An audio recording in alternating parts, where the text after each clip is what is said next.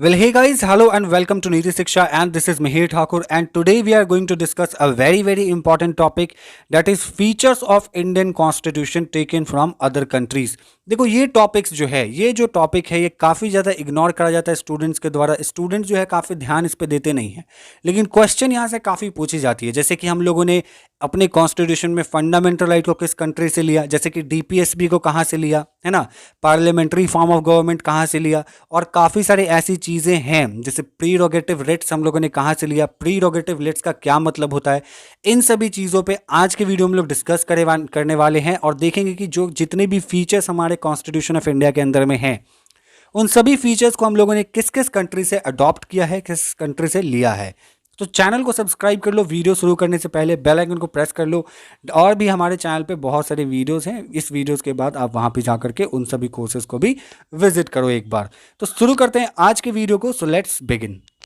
देखो हमारा इंडिया जो है वो वर्ल्ड का एक बहुत ही बड़ा डेमोक्रेटिक कंट्री है। हम यहाँ के अगर डेमोक्रेसी की बात करें तो इतना बड़ा डेमोक्रेसी, इतना ज़्यादा डाइवर्सिटी दुनिया में किसी और कंट्री के अंदर नहीं है। तो हमें ऐसे देश के लिए संविधान चाहिए था जहाँ पे हम हर एक तरह के लोगों और हर एक तरह के रिलीजन, रेस, कास्ट के लोगों के इंटरेस्ट के बारे में सोच सकें, ताकि हमारे इन फ्यूचर इंडिया में कॉन्स्टिट्यूशन से रिलेटेड किसी भी तरीके का रिवॉल्ट ना शुरू हो, किसी भी तरीके का प्रोटेस्ट ना शुरू हो।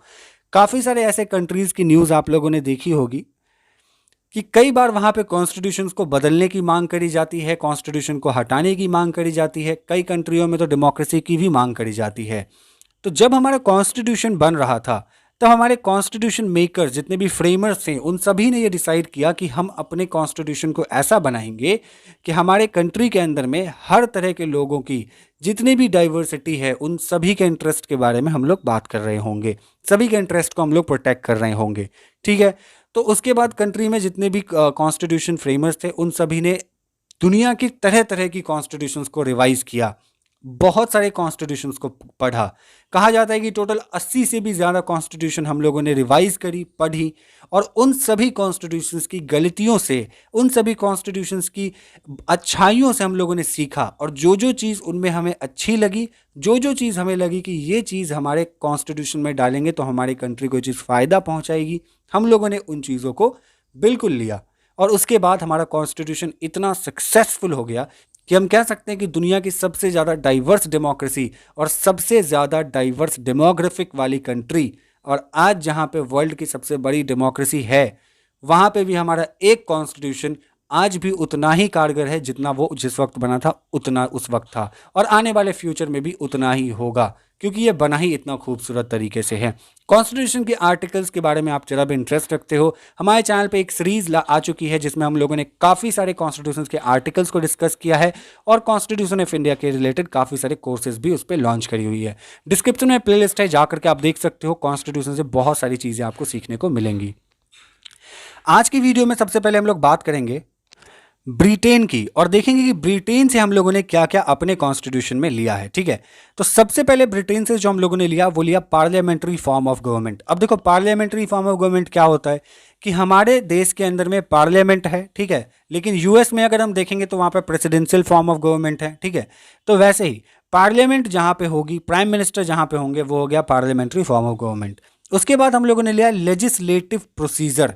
लेजिस्लेटिव प्रोसीजर का मतलब कि संसद भवन जो है वो सारे काम करेंगी, वहीं पे सारे कानून, रूल्स, रेगुलेशंस बनाए जाएंगे, और उसके हिसाब से देश जो है वो चलेगा। तीसरा जो हम लोगों ने ब्रिटेन से लिया वो लिया रूल ऑफ लॉ।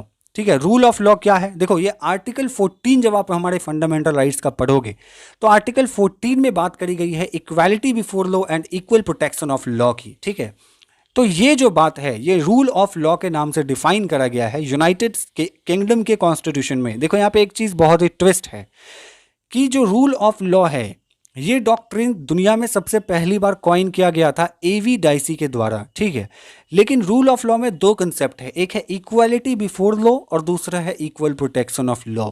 तो इक्वालिटी बिफोर लॉ जो है ये हम लोगों ने यूके से अडॉप्ट किया, और इक्वल प्रोटेक्शन ऑफ लॉ जो है ये हम लोगों ने अमेरिकन कॉन्स्टिट्यूशन से अडॉप्ट किया।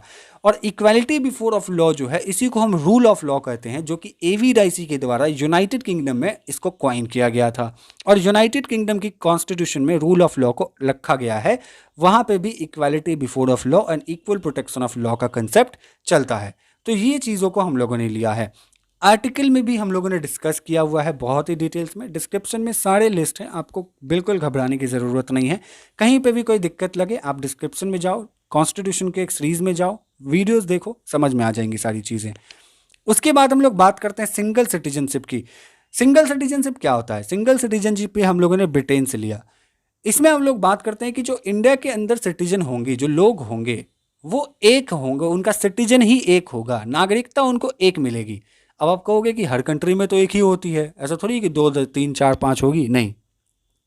बहुत सारी ऐसी कंट्रीज़ हैं, जैसे हम यूनाइटेड स्टेट की बात करेंगे तो वहाँ पे डुअल सिटीजनशिप का जो है कंसेप्ट चलता है। यूनाइटेड स्टेट के अंदर में एक तो आपको यूएस का सिटीजनशिप लेना पड़ेगा, दूसरा आपको जिस स्टेट में आप रहोगे उस स्टेट का भी सिटीजनशिप आपको लेना पड़ेगा। फॉर एग्जांपल आप एक यूएस के अंदर रह रहे हो, मान के चलो आप टेक्सास में रह रहे हो, तो आपको टेक्सास का भी सिटीजनशिप लेना होगा और साथ ही साथ आपको यूएस का भी सिटीजनशिप लेना होगा। लेकिन हमारे इंडिया में तो ऐसे नहीं है। आप अगर महाराष्ट्र में रह रहे हो तो क्या आपको महाराष्ट्र की सिटीजनशिप लेनी पड़ती है? नहीं ना, सिर्फ आप भारत के नागरिक हो, इतना इनफ है। तो ये चीज़ कंसेप्ट जो है ब्रिटेन में भी चलती थी, और जब हम अपना संविधान बनाए तो हमने भी यहाँ डाली। संविधान के अंदर में किस तरीके से वर्णन की गई है कि कैसे हमें जो है नागरिकता मिलेगी, उस पर भी हम लोगों ने डिस्कस कर रखा है। उस पर भी काफ़ी डिटेल्स में लेक्चर बनाया हुआ है, डिस्क्रिप्शन में लिंक है, जा करके देखो। उसके बाद जो हम लोगों ने ब्रिटेन से लिया वो कैबिनेट सिस्टम लिया। कैबिनेट सिस्टम आप जानते हो कि कैबिनेट सिस्टम जो होती है वो एक कैबिनेट मिनिस्टर का जो है एक ग्रुप होता है, जो कि असिस्ट करती है हमारे प्राइम मिनिस्टर को और प्रेसिडेंट को। और ये कैबिनेट मिनिस्टर जो है वो बहुत ही इंपॉर्टेंट जो है एक तरीके का आप कह सकते हो कि बॉडी होती है कंट्री के अंदर में। उसके बाद हम लोगों ने लिया प्रीरोगेटिव रिट्स। रिट्स क्या है? रिट्स के पे भी हमने वीडियो बनाया हुआ है, आर्टिकल 32 में पांचों रिट्स को हम लोगों ने डिटेल्स में समझा है, डिस्क्रिप्शन में लिंक है। आगे हम लोग रिट्स में अगर समझते हैं तो रिट्स एक ऐसा चीज़ है जो कि प्रोटेक्ट करता है आपके फंडामेंटल राइट को। आपकी फंडामेंटल राइट जो भी है, जहाँ पे हम बात करते हैं पार्ट 3 में, और 14 से लेकर के 30 आर्टिकल जो है, ठीक है, 30 की हम बात करेंगे, क्योंकि 30 तक आपका फंडामेंटल राइट बात करी गई कि ये आपका मौलिक अधिकार है, ठीक है। और 31 वाला जो था वो हटा दिया गया था। वो क्यों हटाया गया था उस पर भी हमने पिछले वीडियो में डिस्कस किया हुआ है, जहाँ पे हम लोगों ने रिट्स को डिस्कस किया था उससे पहले वाले वीडियो में। तो रिट एक्चुअली क्या करता है? आपके फंडामेंटल राइट को प्रोटेक्ट करता है। कैसे करता है? पूरा डिस्कशन किया हुआ है, जा करके देख लो। पार्लियामेंट्री प्रिविलेज की अगर हम बात करें तो ये भी हम लोगों ने ब्रिटेन से लिया है। पार्लियामेंट्री प्रिविलेज क्या होता है कि क्या हम किसी एमएलए, एमपी या फिर किसी ऐसे नेतागण को, जो भी हमारे हाउस के मेंबर हैं, उनको क्या प्रिविलेज मिलेगी, उनको हम अरेस्ट कर सकते हैं कि नहीं, पुलिस कैसे अरेस्ट करेगी, क्या होगा, क्या प्रोसेस होगा, सारा डिस्कस किया हुआ है। डिस्क्रिप्शन में लिंक है, उस पर भी लेक्चर आ चुकी है, ऑलरेडी बनाया हुआ है कि हम कैबिनेट मिनिस्टर्स को, हमने यानी कि पुलिस ऑफिसर्स या फिर कोई भी ऐसी अथॉरिटी कैसे अरेस्ट करती है और क्या उनको प्रिविलेज है, क्या अरेस्ट कर भी सकती है या नहीं, वो अगर कोई क्राइम करते हैं तो उनको अरेस्ट होगा भी या नहीं, ये भी हमने वहाँ पे बात करी हुई है। उसके बाद हम लोगों ने ब्रिटेन से लास्ट जो चीज़ ली वो लिया बाई कैमरलिज्म। बाई कैमरलिज्म क्या होता है? बाई कैमरलिज्म होता है कि किसी भी जगह पे 2 सदन का होना। हमारे हाउस में क्या है? 2 सदन है। एक हाउस है जो हम लोकसभा की बात करते हैं, दूसरा हाउस है हमारा राज्यसभा। कई स्टेट में भी ऐसी होता है, स्टेट लेजिस्लेटिव असेंबली होता है और स्टेट लेजिस्लेटिव काउंसिल होता है। तो जिस जगहों पर, जिस देश में, जिस राज्य में 2 हाउसेज होंगी, वहाँ हम उसको बाई कैमरलिज्म कहेंगे। और जिस देश या जिस राज्य में एक ही हाउस होगा उसको हम क्या कहेंगे? यूनी कैमरलिज्म कहेंगे। ओके, क्लियर हो गया कंसेप्ट। दूसरा कंट्री देखेंगे अब हम। दूसरा जो कंट्री अगर हम देखेंगे ये है हमारा आयरलैंड। आयरलैंड से हम लोगों ने क्या क्या लिया? आयरलैंड से हम लोगों ने लिया डीपीएसपी, यानी कि directive principle of state policy हम लोगों ने आयरलैंड से लिया। यानी कि इसका हिंदी मतलब होता है राज्यों के नीति निर्देशक तत्व, यानी कि राज्य जो है, स्टेट्स जो है, वो कैसे काम करेगी, अपना वर्क क्या करेगी, किस प्रिंसिपल्स के बेसिस पे करेगी, इन सभी को डीपीएसपी में बताया गया हुआ है। डीपीएसपी के जितनी भी आर्टिकल्स है उन सभी आर्टिकल्स को हम लोगों ने डिटेल्स में कवर कर रखा है ऑलरेडी, लिंक डिस्क्रिप्शन में है। इलेक्शन ऑफ प्रेसिडेंट, प्रेसिडेंट का इलेक्शन किस तरीके से होगा, जब भी सिंगल ट्रांसफरेबल वोटिंग सिस्टम वाला कंसेप्ट है, वो सभी चीज़ें हम लोगों ने आयरलैंड से ली है। उसके बाद member nominated in the Rajya Sabha by the presidents, यानी कि प्रेसिडेंट किस तरीके से राज्यसभा के अंदर में मेंबर्स को नॉमिनेट करेंगे। जो 12 मेंबर्स होते हैं नॉमिनेशंस वाले, जिसको हम राज्यसभा के अंदर में नॉमिनेट प्रेसिडेंट्स के द्वारा करते हैं, वो जो प्रोसेस है वो भी हम लोगों ने आयरलैंड से लिया है। अब हम लोग तीसरे कंट्री यानी कि यूनाइटेड स्टेट ऑफ अमेरिका की बात करेंगे कि हम लोगों ने यूएसए से क्या क्या लिया। सबसे पहले हम लोगों ने जो लिया वो है इम्पीचमेंट ऑफ द प्रेसिडेंट, यानी कि राष्ट्रपति को किस तरीके से जो है उनके पद से हटाना है, महाभियोग किस तरीके से उनका होगा, ये चीज, ये कंसेप्ट जो हम लोगों ने यूएसए से लिया। दूसरा हम लोगों ने लिया function of president and vice president, यानी कि वाइस प्रेसिडेंट और प्रेसिडेंट का जो फंक्शन होगा वो कैसे होगा, किस तरीके से वो लोग काम करेंगे, अपना वर्क कैसे करेंगे, ये कंसेप्ट भी हम लोगों ने अमेरिका से ही लिया। तीसरा हम लोगों ने लिया fundamental rights, one of the most important section of our constitution, part 3 deals with our fundamental right. ये वाला चीज जो है, जितने भी फंडामेंटल राइट्स हैं वो सभी हम लोगों ने यूनाइटेड स्टेट ऑफ अमेरिका से लिया। उसके बाद रिमूवल ऑफ जज of supreme court and high court, high court और सुप्रीम कोर्ट के जज को हम कैसे हटाएंगे, किस प्रोसेस में उनका जो है सस्पेंशन होगा, किस प्रोसेस में उनका रिमूवल होगा, ये सभी चीज़ें जो है यूनाइटेड स्टेट ऑफ अमेरिका के द्वारा ही ली गई, वहीं से हम लोगों ने अडॉप्ट किया। फिर लिया हम लोगों ने यूएसए से जुडिशियल रिव्यू। जुडिशियल रिव्यू क्या है, आर्टिकल 13 खोल करके देखना, हमारे कॉन्स्टिट्यूशन का वीडियो बना हुआ है, लेक्चर बना हुआ है हमारे चैनल पे, तो बिल्कुल डोंट वरी, जा करके देख सकते हो। तो इसमें बात वो होती है कि अगर मान के चलो कि सदन में कोई भी कानून बना दिया गया और उस सदन के कानून को लागू करने के बाद अगर कोई प्रोटेस्ट होती है या फिर उसके दौरान ही कोई प्रोटेस्ट होती है और जनता ये कहती है कि नहीं, ये कानून जो है वो हमारे फंडामेंटल राइट को वायलेट कर रहा है, तो अगर उसको चैलेंज कर दिया गया तो वो कोर्ट जाएगी, सुप्रीम कोर्ट या हाई कोर्ट क्या करेगा। अच्छा ठीक है, कमेंट बॉक्स में आपको यहाँ पे ये बताना है कि जो सुप्रीम कोर्ट और हाई कोर्ट का जुडिशियल रिव्यू का पावर है, वो कौन सा आर्टिकल जो है वो सुप्रीम कोर्ट को एम्पावर करता है और कौन सा आर्टिकल हाई कोर्ट को एम्पावर करता है। आर्टिकल का नाम आपको मेंशन करना है हमारे कमेंट बॉक्स में, ठीक है। देखो, कोई चीज़ लिखने से ना याद हो जाता है, तो अगर कोई चीज़ आपको क्वेश्चन पूछी जा रही है तो आप लिखो, ठीक है, ताकि आपको वहाँ से क्वेश्चन बने ना, तो वो चीज़ आपके माइंड में रिकॉल हो जाए कि आपने हाँ इस तरीके से कुछ लिखा था, तो ये आर्टिकल यहाँ पे होती है। तो जुडिशियल रिव्यू उस पर करेगी सुप्रीम कोर्ट, यानी कि जो कोर्ट है फिर उस कानून को अच्छे से रिवाइज करेगी, रिकंसीडर करेगी और देखेगी कि इस कानून का कोई हिस्सा या फिर पूरा का पूरा कानून ही किसी फंडामेंटल राइट को वायलेट कर रहा है या फिर अनकॉन्स्टिट्यूशनल है या फिर बेसिक स्ट्रक्चर को वायलेट कर रहा है। अगर ऐसा कोई कानून कर रहा हो तो सुप्रीम कोर्ट या हाई कोर्ट क्या करेगी, उसको नल एंड वॉइड डिक्लेयर कर देगी, यानी कि उस कानून को खारिज कर देगी। उसके बाद हम लोगों ने लिया इंडिपेंडेंस ऑफ जुडिशियरी, यानी कि जो जुडिशियरी होगी उसके ऊपर किसी का दबाव नहीं होगा, ठीक है, वो इंडिपेंडेंटली अपना काम करेगी। और लास्ट जो हम लोगों ने यूनाइटेड स्टेट्स लिया वो है हमारा प्रीएम्बल, ठीक है। तो प्रीएम्बल भी हम लोग डिस्कस कर चुके हैं, जा करके देख लो।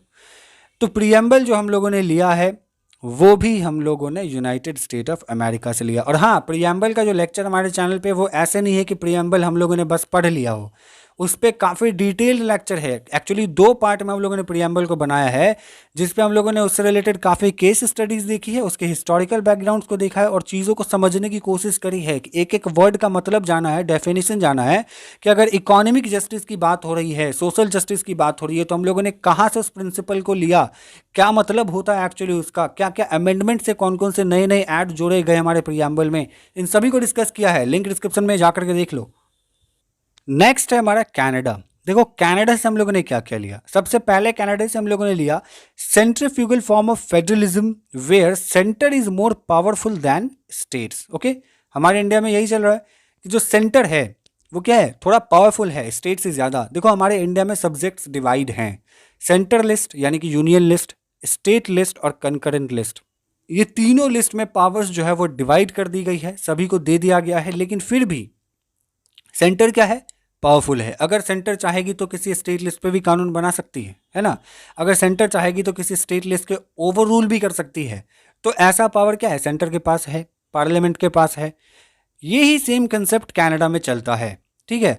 तो यूएस में अगर आप देखोगे तो यूएस में क्या है कि जो सेंटर है और स्टेट है बराबर पावर है, वहाँ पे जो भी पावर्स है वो इक्वल फेडरलिज्म बात करती है, वहाँ पे कंप्लीट फेडरलिज्म है ना। लेकिन हमारे इंडिया में क्या है कि फेडरलिज्म है, बट फेडरलिज्म क्या है कि सेंटर पावरफुल है, स्टेट कम पावरफुल है। कमेंट बॉक्स में आपके लिए क्वेश्चन होगा कि आपको बताना है कि हमारे कौन से शेड्यूल में, कॉन्स्टिट्यूशन के शेड्यूल नंबर किस शेड्यूल में स्टेट लिस्ट, यूनियन लिस्ट और कंकरेंट लिस्ट के बारे में डेफिनेशंस और बताई गई हैं, बात करी गई हैं। उस शेड्यूल का नंबर आपको हमारे कमेंट बॉक्स में लिखना है। दूसरा, हम लोगों ने रेसिड्यूअरी पावर वेस्टेड इन सेंटर वाला कंसेप्ट जो है, ये भी जो है हम लोगों ने कनाडा से ली। अब देखो रेसिड्यूअरी पावर क्या होता है, जैसे कि मैंने आपको बताया कि यूनियन लिस्ट, स्टेट लिस्ट और कंकरेंट लिस्ट, यूनियन यानी सेंटर बनाएगी कानून उस पर, स्टेट लिस्ट यानी कि स्टेट बनाएगी कानून उस पर, और कंकरेंट लिस्ट यानी कि दोनों में से जो पहले बना दिए वो कानून हो गया, उन पे वो कानून बना सकते हैं। अगर सेंटर बाद में बनाई या पहले बनाई तो सेंटर का कानून ही मान्य होगा, क्योंकि सेंटर पावरफुल है। रेसिड्यूअरी क्या है? रेसिड्यूअरी वो कानून है जो बाद में ऐड होंगी उस लिस्ट में, ठीक है। तो जो भी चीज़ें बाद में ऐड होती चली जाएंगी, या फिर एक्स्ट्रा जो भी लिस्ट का पावर होगा, जिस पे सब्जेक्ट होगा, वो कहाँ होगा? सेंटर के पास वो पावर होगा। स्टेट के पास वो पावर नहीं होगा कि स्टेट उस पर कानून बना ले, है ना। उस सब्जेक्ट पे सेंटर ही कानून बना सकती है। उसके बाद हम लोगों ने लिया centre appoints governor of state. Canada में भी यही चीज़ होता है कि वहाँ पे जितने भी गवर्नर होते हैं स्टेट्स के, उसको सेंटर के द्वारा अपॉइंटमेंट दी जाती है। सेम चीज़ हमारे इंडिया में भी होता है कि सेंटर जो है वो गवर्नर को अपॉइंट करती है। एंड लास्ट कनाडा से हम लोगों ने लिया advisory jurisdiction of supreme court. Advisory jurisdiction of supreme court क्या है? देखो, एडवाइजरी जुरिस्डिक्शन ये होता है कि अगर सेंटर को कोई चीज़ है, कोई चीज़ समझना है, यानी कि जो सरकार है हमारी, उसको अगर कोई चीज़ जानना हो, कि मान लो कि अगर एक बार ऐसा कोई केस हुआ था जब बात हुई थी कि क्या हम असम को अपना पार्ट बना सकते हैं, ठीक है, क्या हम इंडिया के उसके अंदर उसको इंक्लूड कर लें, कैसे करेंगे, ठीक है, या फिर अगर हम किसी और स्टेट को अपने इंडिया का पार्ट बनाएं तो क्या ये कॉन्स्टिट्यूशन के बेसिस पे वैलिड होगा? ये क्वेश्चन जो है वो सुप्रीम कोर्ट से पूछी गई थी। ऐसे ही अगर कभी कोई गवर्नमेंट फंसती है कहीं पे कोई डिसीजन लेने में, तो क्या करती है गवर्नमेंट? सुप्रीम कोर्ट से पूछती है, क्योंकि सुप्रीम कोर्ट क्या है? Guardian of the constitution, and उनको बहुत नॉलेज है कॉन्स्टिट्यूशन रिलेटेड। तो वहाँ से पूछती है कि देखिए ऐसे ऐसे बात है, यहाँ पे एक मेरे माइंड में क्वेश्चन चल रही है कि क्या हम ऐसा कर सकते हैं, क्या ऐसा संविधान हमें एम्पावर करता है? तो सुप्रीम कोर्ट उसको देखेगा, क्वेश्चन को समझेंगे, वहाँ पे बातचीत होगी, उस पर डिस्कशन होगी, और फिर अगर वो वैलिड होगा तो सुप्रीम कोर्ट कहेगी कि जी हाँ आप ऐसा कर सकते हैं, बिल्कुल वैलिड है, या फिर अगर नहीं होगा तो सुप्रीम कोर्ट कहेगी कि नहीं नहीं आप ऐसा बिल्कुल भी नहीं कर सकते। अब देखो यहाँ पे एक ट्विस्ट है। एडवाइजरी जुरिस्डिक्शन का मतलब यह हो गया कि अगर सुप्रीम कोर्ट कोई भी चीज़ बोल दी कि आप ऐसा नहीं कर सकते, इसका मतलब ही नहीं कि सरकार बाइंडेड हो गई। सरकार को सिर्फ सुप्रीम कोर्ट एडवाइस दे सकता है कि आप ऐसा कर सकते हो, आप ऐसा नहीं कर सकते हो, करे या ना करे वो सरकार के हाथ में, ठीक है। तो ये वाला जो जुरिस्डिक्शन है सुप्रीम कोर्ट का, ये भी जो है क्या है, हम लोगों ने कनाडा से लिया है। अच्छा हाँ, एक चीज़ है यहाँ पे, एक और क्वेश्चन कि आपको ये बताना है कि सुप्रीम कोर्ट का ये एडवाइजरी जुरिस्डिक्शन वाला जो पावर है, ये कौन से आर्टिकल में इसको एम्पावर किया जाता है, यानी कि कौन सा आर्टिकल जो सुप्रीम कोर्ट को एडवाइजरी जुरिस्डिक्शन के लिए एम्पावर करता है। आर्टिकल का नाम आपको लिखना है कमेंट बॉक्स में। अब हम लोग बात करेंगे ऑस्ट्रेलिया की। ऑस्ट्रेलिया से हम लोगों ने लिया एक कंकरेंट लिस्ट का कंसेप्ट। कंकरेंट लिस्ट क्या हुआ कि जो एक मैंने पहले बताया, एक यूनियन लिस्ट होता है, फिर एक स्टेट लिस्ट होता है, और फिर एक कंकरेंट लिस्ट होता है। यूनियन लिस्ट पे जो है वो सेंटर कानून बनाती है, स्टेट लिस्ट पे जो है स्टेट कानून बनाती है, और कंकरेंट लिस्ट पे जो है वो दोनों के दोनों ही कानून बना सकते हैं। अगर स्टेट ने उस पर कानून बनाया और उसके बाद अगर पार्लियामेंट ने उस पर कानून बना दिया, तो पार्लियामेंट का कानून जो है वो वाइड हो जाएगा, मतलब कि वैलिड हो जाएगा, और जो है सेंटर जो है वो कभी भी इस पे कानून बना सकती है। सेंटर का पावर ज़्यादा ही रहेगा हमेशा। उसके बाद हम लोगों ने लिया joint sitting of two house. Joint sitting क्या है? देखो, जॉइंट सिटिंग तब होती है जब मान लो कि संसद भवन में अगर कोई भी, मान लो किसी एक हाउस में लोकसभा के अंदर में कोई बिल इंट्रोड्यूस की गई, ठीक है, उस बिल पे जो है वोटिंग पड़ा, और फिर वो राज्यसभा के अंदर गई, वहाँ पे भी वोटिंग पड़ा, और हुआ क्या कि वोटिंग बराबर पड़ गई, या फिर उस बिल पे जो है वोटिंग नहीं पड़ रही है, या किसी भी तरीके से जो है मान लो उस पर टाई हो जा रहा है वोटिंग, तब जो है प्रेसिडेंट क्या करेंगे? जॉइंट सिटिंग बुलाएंगे दोनों हाउसेस का, और उसके बाद उस पर जो है वोटिंग पड़ेगी, और तब जब मेजॉरिटी पड़ेगी उसके बाद उस बिल को एक्ट बनाया जाएगा। तो जब कभी जो दोनों हाउसेस के बीच में कोई टाई हो जाता है, कोई बिल या किसी भी तरीके का मैटर फंसता है, तब जो उसको है जॉइंट सिटिंग बुलाया जाता है।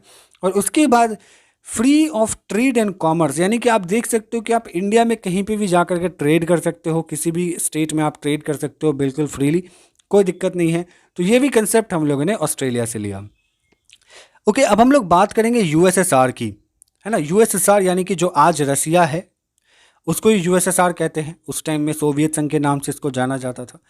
यहां से हम लोगों ने फंडामेंटल ड्यूटीज लिया। देखो फंडामेंटल ड्यूटीज क्या, फंडामेंटल राइट्स जो संविधान के द्वारा हमें जो अधिकार दी गई है वो हुआ फंडामेंटल राइट्स। और फंडामेंटल ड्यूटीज वो हुआ कि हमारा एज अ नागरिक, एज अ सिटीजन क्या कर्तव्य है देश के लिए, ये सभी चीजें फंडामेंटल ड्यूटीज में दी गई है। उसके बाद हम लोगों ने लिया आइडियल ऑफ जस्टिस, है ना। जस्टिस का जो आइडियल है, जैसे कि social, economic justice, political justice express in our preamble. मैंने पहले ही बताया आपको कि प्रियम्बल वाले लेक्चर में मैंने इन सभी के बारे में बहुत ही डिटेल डेफिनेशन समझाया है कि सोशल जस्टिस क्या होता है, इकोनॉमिक जस्टिस क्या होता है, पॉलिटिकल जस्टिस क्या होता है। तो ये वाला जस्टिस वाला जो कंसेप्ट है ये भी हम लोगों ने रसिया से लिया। फ्रांस से हम लोगों ने लिया था कंसेप्ट ऑफ रिपब्लिक। रिपब्लिक का मतलब क्या होता है, देखो रिपब्लिक का मतलब भी हम लोगों ने प्रियम्बल वाले लेक्चर में अच्छे से समझ लिया हुआ है। जाकर के देखो, ये छोटे छोटे कंसेप्ट ना काफ़ी महत्वपूर्ण, काफ़ी इंपॉर्टेंट होते हैं, ताकि आपको वो क्लियर रहेंगे तभी आप जो है बड़े टॉपिक्स को अच्छे से समझ पाओगे। उसके बाद हम बात करेंगे लिबर्टी, इक्वालिटी और फ्रेटर्निटी वाला जो बात है, ठीक है, ये भी चीज़ हम लोगों ने लिया फ्रांस से। तो ये सारी चीज़ें जो है वो हमारे प्रियम्बल में जो है मेंशन करी गई है। ये सारी चीज़ें हम लोगों ने प्रियम्बल वाले लेक्चर में अच्छे से डिस्कस करा हुआ है। ओके, हम लोग बात करेंगे अब जर्मनी की। जर्मनी से हम लोगों ने लिया suspension of fundamental rights during emergency. ठीक है, देखो यहाँ पे जब भी फंडामेंटल राइट्स की बात होती है तो क्या होता है कि this is the supreme articles in our constitution. जितने भी फंडामेंटल राइट है वो बहुत ही ज़्यादा महत्वपूर्ण है, उसको जल्दी जो है वो वहाँ से हटाया नहीं जा सकता। उसको वायलेट करा के और कोई कानून भी बना तो उस कानून को हटा दिया जाएगा, लेकिन फंडामेंटल राइट्स जो है वो वैसे की वैसे ही रहनी चाहिए। लेकिन जब इमरजेंसी लगती है हमारे कंट्री के अंदर में, तब फंडामेंटल राइट्स जो है वो रिपील, सस्पेंड हो जाती हैं। तो ये वाला कंसेप्ट भी हम लोगों ने जर्मनी से लिया। एक और क्वेश्चन आपके लिए यहाँ पे और रहेगा, आपको बताना है कि इमरजेंसी के टाइम में कौन सी ऐसी फंडामेंटल राइट है जो सस्पेंड नहीं होती है, और कौन सी ऐसी फंडामेंटल राइट है जो वॉर एंड एग्रेशन के बेसिस पे अगर इमरजेंसी लगती है तब सस्पेंड होती है। तो ये चीज़ें आपको कमेंट बॉक्स में बतानी है, कौन कौन से आर्टिकल होंगे इस फंडामेंटल राइट्स के, ये बता देना। ठीक है, एक बार और क्वेश्चन सुन लो, कौन सी ऐसी फंडामेंटल राइट इमरजेंसी के टाइम में सस्पेंड नहीं होती है। ठीक है, दूसरा क्वेश्चन, कौन सी ऐसी फंडामेंटल राइट्स की आर्टिकल है, कौन सा ऐसा फंडामेंटल राइट है जो कि वॉर एंड एग्रेशन के बेसिस पे अगर इमरजेंसी लगेगी तभी उसको हम डिलीट करेंगे, अदरवाइज नहीं करेंगे। ठीक है, उसके बाद हम बात करेंगे साउथ अफ्रीका की। साउथ अफ्रीका से हम लोगों ने क्या क्या लिया, election of member of Rajya Sabha. Rajya Sabha की जो मेंबर की इलेक्शन होती है, जो कि इनडायरेक्ट तरीके से यहाँ पे इलेक्शन होता है। इस इलेक्शन में एमएलएज लोग जो है वोट करते हैं, यानी कि जो मेंबर ऑफ स्टेट लेजिस्लेचर होते हैं उनका वोट यहाँ पे पड़ता है राज्यसभा के मेंबर्स में। उसके बाद amendment of the constitution. Amendment of the constitution यानी कि किस प्रोसेस के तहत जो है हमारा संविधान में संशोधन किया जाएगा। आपको अगर जानना है कि हमारा संविधान किस तरीके से संशोधित किया जाता है, वीडियो मैंने बना रखा है जिसमें हम बात कर रहे होते हैं हमारे इंडियन कॉन्स्टिट्यूशन की और यूएसए की कॉन्स्टिट्यूशन के अमेंडमेंट प्रोसेस के डिफरेंस को हमने काफ़ी अच्छे से समझा है। लिंक उसका भी डिस्क्रिप्शन में मैं डाल दूंगा, जाकर के देख लो, बहुत ही डिटेल्स में मैंने समझाया है। क्योंकि यूएस का जो कॉन्स्टिट्यूशन का अमेंडमेंट करना है वो बहुत ही ज़्यादा पेचीदा है। उसको तुरंत जो आप चाहोगे कि इंडिया के जैसा हम अमेंड कर दें, पॉसिबल नहीं है। बहुत ही ज़्यादा वहाँ पे टफ अमेंडमेंट, रिजिड अमेंडमेंट होता है उन लोगों का। तो उसको मैंने काफ़ी डिटेल्स में समझाया हुआ है। अब आपके लिए यहाँ पे एक और क्वेश्चन है कि आपको बताना है कि संविधान का कौन सा आर्टिकल पार्लियामेंट को एम्पावर करती है संविधान में संशोधन लाने के लिए। ठीक है, ये आर्टिकल का नाम आपको लिखना है। ओके, अब हम लोग लास्ट बात करेंगे जापान की। जापान जो है वहां से हम लोगों ने लिया concept of procedure establish by law. Procedure establish by law क्या होता है, यानी कि किसी भी प्रोसेस को अगर मान के चलो कि कोई काम हमें देश के अंदर करनी है, कोई कानून बनाना है, ठीक है, तो वो कैसे बनती है, वो एक प्रोसीजर के तहत बनती है। यानी कि हमारे सदन के अंदर में बिल इंट्रोड्यूस होता है, उस बिल को हम लोग पास करवाते हैं, फिर कानून बनती है और उसके बाद उस कानून के तहत हम देश चलाते हैं। फॉर एग्जाम्पल, अगर मान के चलो कि किसी भी पर्सन ने कोई गलती की, ठीक है, कोई उसके ऊपर जो है वो सज़ा लगा दी गई, तो उस सज़ा लगाने के बाद क्या होता है कि उसका फंडामेंटल राइट हम लोगों ने, स्टेट जो है वो छीन लेती है। फॉर एग्जाम्पल, अगर मान लो कि किसी आदमी को फांसी की सज़ा सुनाई गई, उसने कोई क्राइम किया, मर्डर किया और उसको फांसी की सज़ा सुनाई गई, और उस फांसी की सज़ा सुनाने के बाद अगर वो आदमी ये जाकर के कोर्ट में कहता है ये तो मेरा आर्टिकल 21 वायलेट हो गया, मेरा राइट टू लाइफ है, आप मेरी जान नहीं ले सकते, लेकिन ऐसा नहीं है। संविधान में जब भी जो चीज़ लिखी जाती है उसके साथ एक एक्सेप्शन, एक जो होता है उसका एक्सप्लेनेशन होता है। वहाँ पे दिया गया होता है कि पार्लियामेंट जो स्टेट है वो लोगों से फंडामेंटल राइट्स ले सकती है only on the basis of procedure establish by law. यानी कि कानून में लिखा गया है कि अगर किसी ने गलती की, किसी का मर्डर किया, तो उसके बाद जो है वो इस कानून के तहत उस आदमी का सज़ा देने के लिए पार्लियामेंट जो है वो क्षमता रखती है, स्टेट जो है उसका वो आर्टिकल छीन लेगी। सो फाइनली आपको प्रोसीजर स्टैब्लिश बाय लॉ समझ में आ गया होगा। ड्यू प्रोसेस ऑफ लॉ क्या है उस पर हम लोग कभी और चर्चा कर लेंगे। अगर आपको जानना हो तो कमेंट में बता देना, मैं इन दोनों पे डिफरेंस लेकर के आ जाऊंगा कि प्रोसीजर स्टैब्लिश बाय लॉ क्या होता है और ड्यू प्रोसेस ऑफ लॉ क्या होता है। काफ़ी डिटेल्स में हम लोग उस लेक्चर में समझ लेंगे। आई होप, आशा करता हूँ कि आपको ये वीडियो काफ़ी पसंद आया होगा, इन्फॉर्मेटिव लगा होगा, जो भी कंसेप्ट है वो क्लियर हो गई होंगी। कोई क्वेरीज है कमेंट बॉक्स में जरूर पूछ लेना। I will definitely try to solve your queries. Videos पसंद आ रहा है, चैनल को लाइक शेयर सब्सक्राइब करना बिल्कुल भूलना, क्योंकि ऐसी वीडियोस हम रेगुलर लेकर के आते रहते हैं और हमारे चैनल पे बहुत सारी एग्जाम प्रिपरेशन से रिलेटेड वीडियोस और कोर्सेज आती रहती हैं। तो इसलिए विजिट करते रहो, स्टे ट्यून रहो, चैनल को सब्सक्राइब करके रखा करो, ठीक है। सपोर्ट करते रहो क्योंकि आने वाले समय में लोग बहुत सारे कोर्सेज जो है वो लाने वाले हैं चैनल पर। So see you in the next one. Goodbye, take care. Mahesh Thakur signing of.